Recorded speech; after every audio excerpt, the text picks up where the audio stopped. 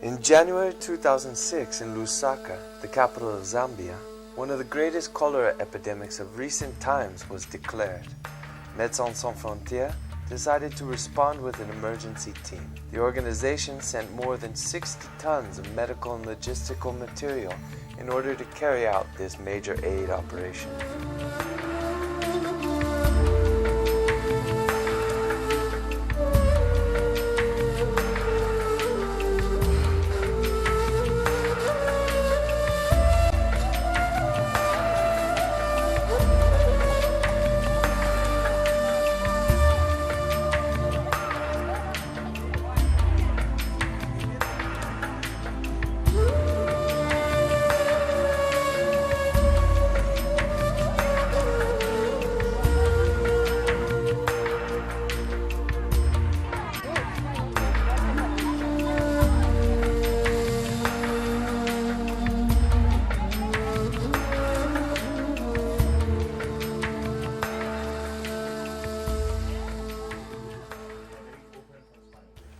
For a cholera epidemic to be declared in an endemic or other context, two criteria are used: the number of cases and the confirmation of the disease in the laboratory.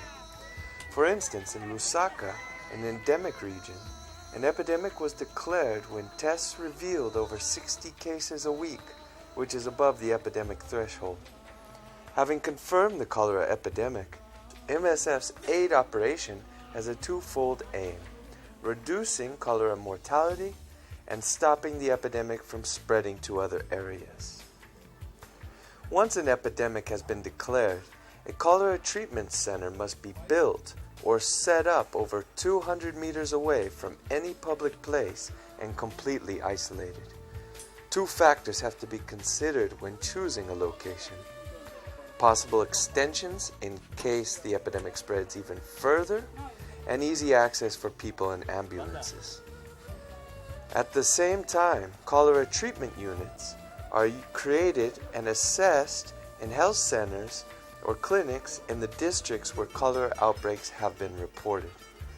This is the first port of call for people with symptoms of the disease and where the decision is made to transfer them to the cholera treatment center, send them home, or keep them under surveillance.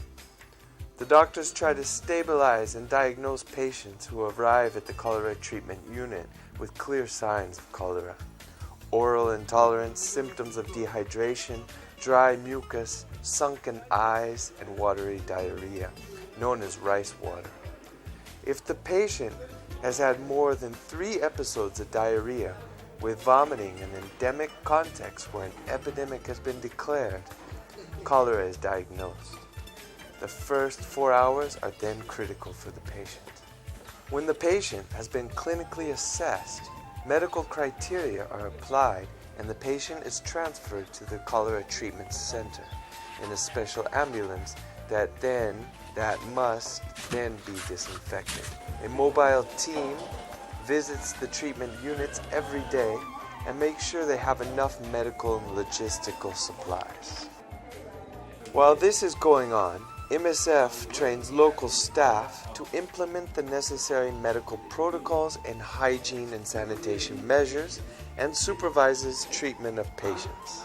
In addition, another team visits the other clinics and health centers in the city to teach staff about the cholera transmission and disinfection chain and stress the importance of referring patients to the nearest treatment center or unit.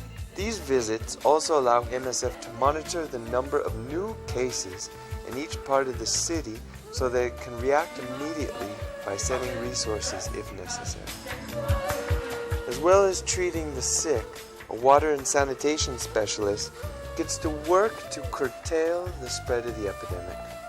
Water tanks are set up in the most severely affected districts to ensure that everyone has access to decent drinking water. In Luanda, 9 10,000-liter tanks are put in place.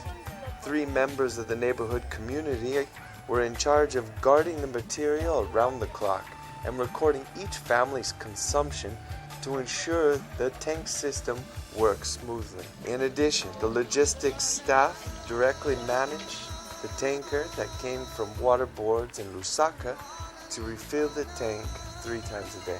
Chlorine levels in the public water network were also measured.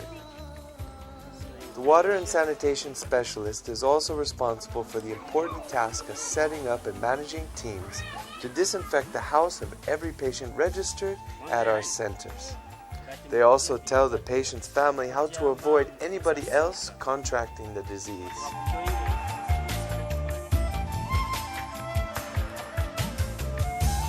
At the same time, MSF set up information and education campaigns to debunk the many myths and stigmas attached to cholera.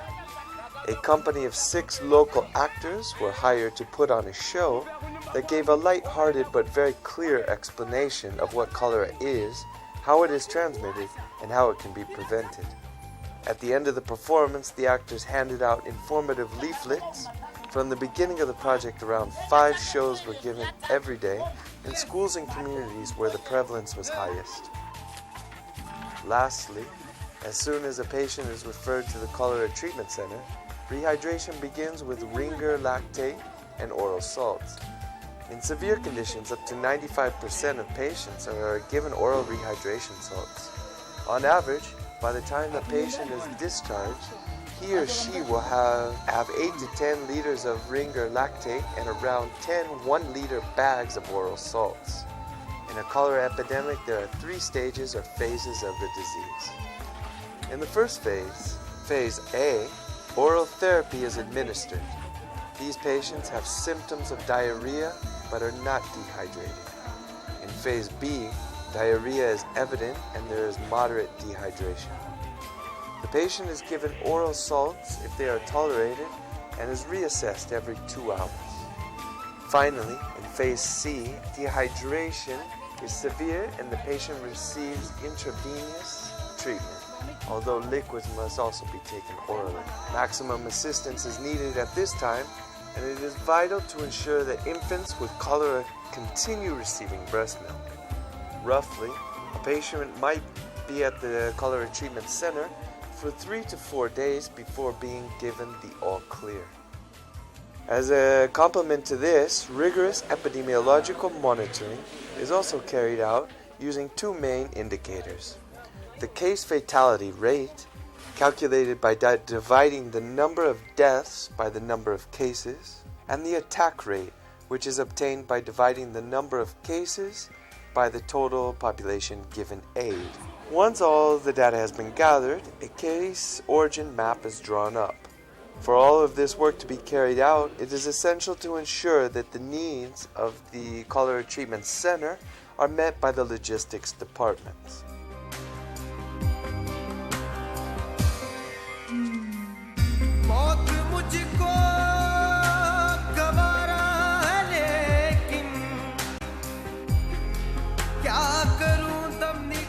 The cholera treatment center with 250 beds needs 60 liters of water per patient each day.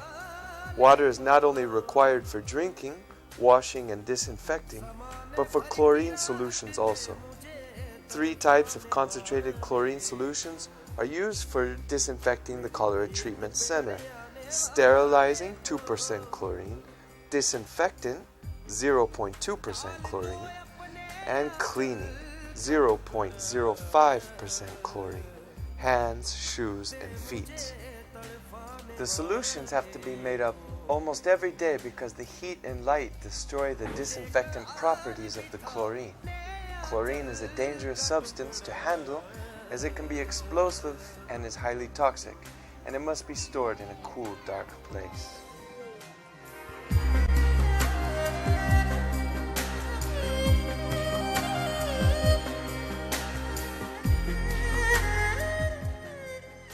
The water used at the cholera treatment center cannot be thrown onto the ground or down the drain, if there are drains, because the land and irrigation water would be contaminated and the epidemic would spread rapidly. Special drains have to be built to channel all used water into a closed well, which is frequently treated with chlorine. Patients' clothes and beds also have to be disinfected with cholera before they leave the center to prevent the disease being carried elsewhere. A special area is cemented for this purpose. The latrines must also be well identified and disinfected. Chlorine is not added directly to the well so as not to disturb the natural decomposition process. And all installations and materials are disinfected twice daily with a 0.2% chlorine solution.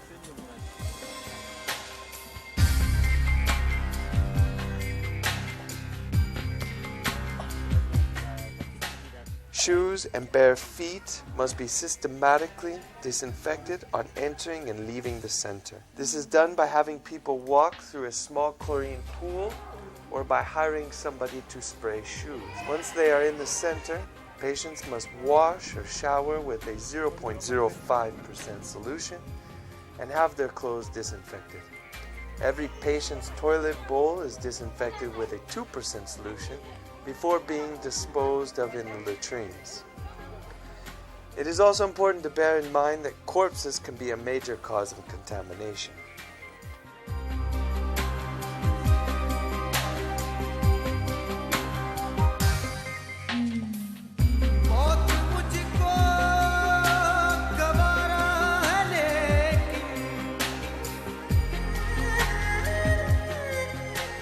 All sharp contaminating waste materials such as needles and catheters are put into closed waterproof containers, and there is a waste bucket in every tent. These materials are then incinerated so that they take up less space when they are eventually buried in a specially constructed hole.